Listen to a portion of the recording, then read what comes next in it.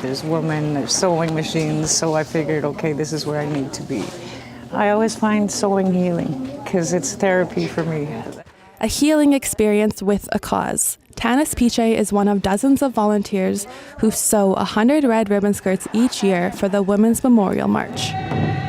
The skirts are gifted to families honoring their missing or murdered loved one. The event happens every year on Valentine's Day in Vancouver's downtown east side. Many Indigenous women wear skirts to special cultural events. Jamie Smallboy started the project 6 years ago in Vancouver.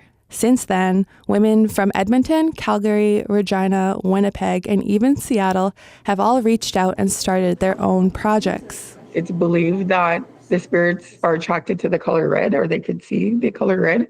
And so I thought, well, I'll make them red so that way on that day, the day of the Memorial March, their loved ones can see them and come and, march with them. Smallboy pictures the woman who will wear the skirt. She thinks of her while she sews. I was just thinking of that woman and everything she's going through and wishing for her strength and wishing, that she doesn't give up hope, and wishing and praying that her loved one comes back, that they locate her loved one. Because at the march, you don't have the time to individually tell them, I'm so sorry, I hope you find your daughter or your mom or your auntie or your sister. It takes many volunteers to make it all possible. This year, Smallboy handed the project over to another organizer to complete 100 red ribbon skirts.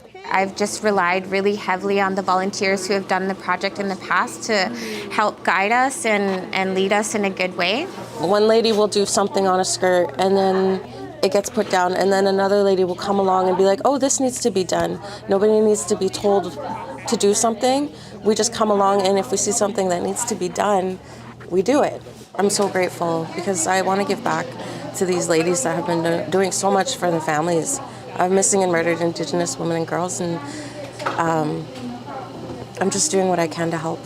Help that will be on full display during the Women's Memorial March. Santana Drever, CBC News, Vancouver.